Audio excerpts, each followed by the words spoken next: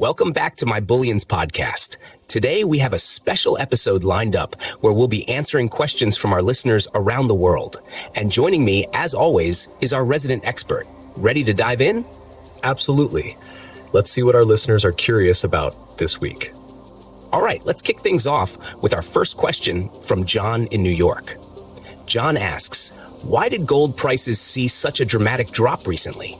Great question. So, gold prices fell to a 4-week low, dropping $80 an ounce in just 6 hours. This was largely due to stronger than expected U.S. employment data and China halting its 18-month gold buying spree. Yeah, it's like the market just had a caffeine overdose. 1 minute it's steady, and the next it's bouncing off the walls. Exactly. With the U.S. Bureau of Labor Statistics reporting a significant increase in non-farm payrolls, the market reacted quickly, pushing U.S. Treasury yields higher and strengthening the dollar, which typically puts pressure on gold prices. So, in a nutshell, it's a classic case of good news is bad news for gold. Our next question comes from Emily in London. She asks, how are the new sanctions on Russian metals impacting the market? Excellent question. The new sanctions imposed by the US and the UK are shaking up the global metals market by removing a significant portion of Russian metal exports from Western exchanges like the LME and CME. So it's like banning the star player from the game and then wondering why the score is all over the place. Pretty much. Prices for metals like nickel, aluminum, and copper spiked almost immediately because the supply was suddenly restricted. However, Russia is redirecting its exports to more willing buyers like China and India, albeit at a slight discount. It's a fascinating dynamic, almost like a game of international metal Tetris. Now we have a question from Hiroshi in Tokyo. He wants to know, what should we expect from the upcoming FOMC meeting and its impact on gold?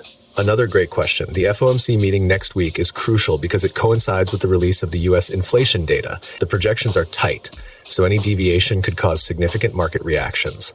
It's like waiting for a plot twist in a thriller movie, right? Absolutely. If the inflation data comes in higher than expected, it could shatter the narrative of decreasing inflation, leading to a more cautious Fed and potentially higher interest rates, which isn't great for gold. Conversely, lower inflation data could bolster the case for easing, supporting gold prices. So, keep your popcorn ready for some economic drama next week. Next up, we have a question from Sarah in Sydney. She asks, how is the OPEC Plus decision affecting oil prices, and what can we expect moving forward? Great timing with this question. OPEC Plus surprised the market by deciding to increase output starting in October, which initially sent oil prices sinking below $78 per barrel. Talk about a curveball.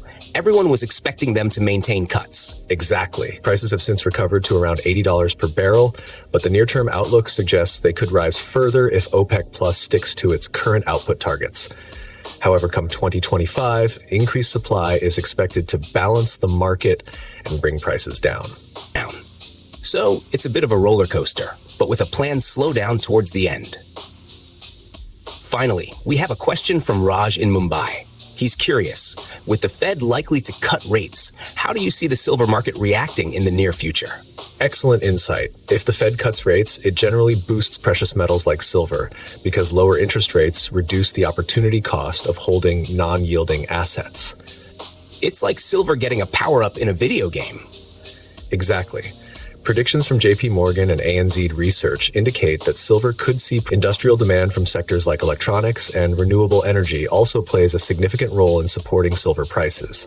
So, silver might just be the underdog story we all love. Well, that wraps up our listener Q&A for today. Thanks for tuning in and sending in your questions. Always a pleasure answering them. Keep them coming.